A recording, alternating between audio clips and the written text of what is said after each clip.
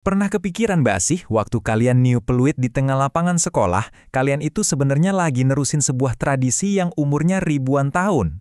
Halo para calon guru pendidikan jasmani masa depan, hari ini kita bakal kupas tuntas sebuah kisah luar biasa yang nyambungin obor Olimpiade kuno sama rencana pelaksanaan pembelajaran yang lagi kalian siapin.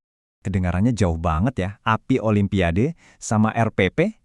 Tapi percaya deh, ada benang merah yang kuat banget antara semangat para atlet di Athena zaman dulu dengan setiap siswa yang bakal kalian latih nanti. Nah, benang merah inilah yang akan kita urai bareng-bareng. Siap? Yuk kita mulai. Gini, setiap gerakan besar dalam sejarah itu kan selalu dimulai dari ide satu orang. Dan untuk olahraga modern, orang ini unik banget. Dia bukan juara lari atau pelempar cakram. Dia itu seorang pendidik dari Prancis, namanya Pierre de Coubertin. Dan disinilah semuanya jadi relevan banget buat kita. Nah, ini dia nih yang bikin saya merinding. Coba deh lihat visinya Coubertin. Buat dia, olahraga itu bukan soal medali, bukan soal rekor. Sama sekali bukan.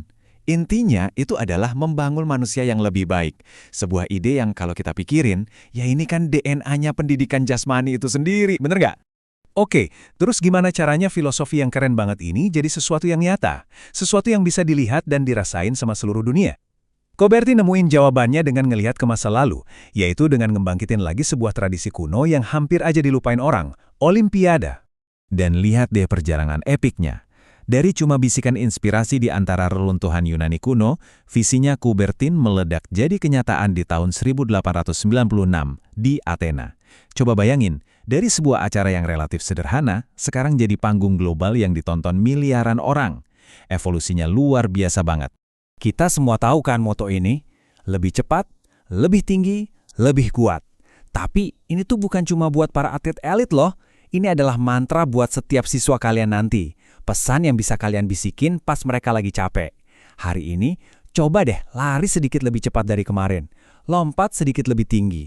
Jadi versi dirimu yang sedikit lebih kuat. Itulah inti semangat Olimpiade di lapangan sekolah. Suksesnya Olimpiade itu ibarat kita ngelempar batu ke kolam. Riaknya itu nyebar ke seluruh dunia. Tiba-tiba, semua orang pengen punya Olimpiade versi mereka sendiri. Lahirlah macam-macam kompetisi regional dan nasional yang secara sistematis ngebangun sebuah ekosistem buat nyetak para juara. Ini bukan sekedar tabel biasa.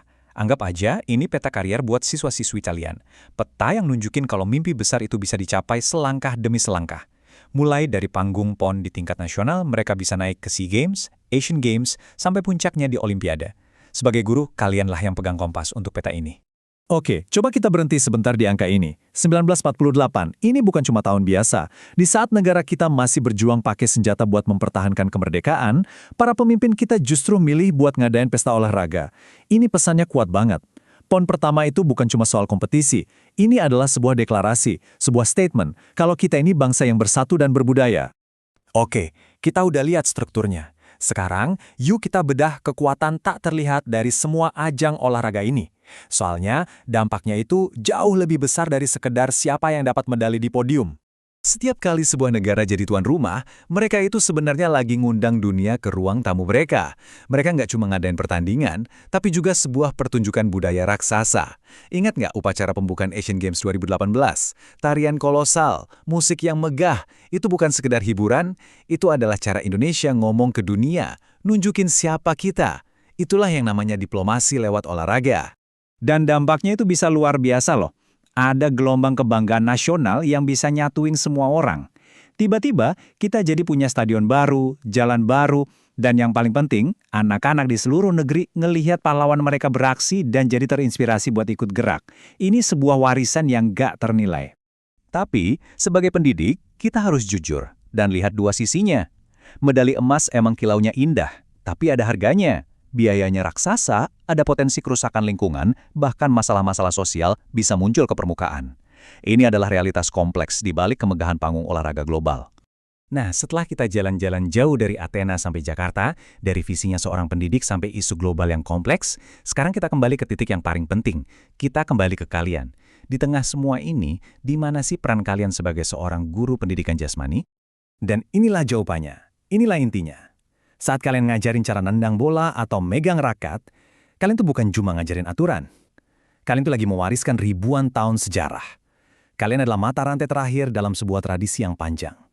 Kalian adalah penjaga api semangat olahraga, yang ngajari nilai-nilai yang jauh lebih berharga daripada skor akhir di papan skor. Jadi, aku tinggalin kalian dengan satu pertanyaan ini. Nanti, saat kalian berdiri di pinggir lapangan dan ngeliatin murid-murid kalian main, cerita apa yang bakal kalian sampaikan? Apa cuma soal teknik dan taktik? Atau kalian bakal ceritain ke mereka kalau mereka itu adalah bagian dari sebuah kisah besar tentang persatuan, tentang karakter, dan tentang kemanusiaan. Pilihan itu dan kekuatan itu ada di tangan kalian.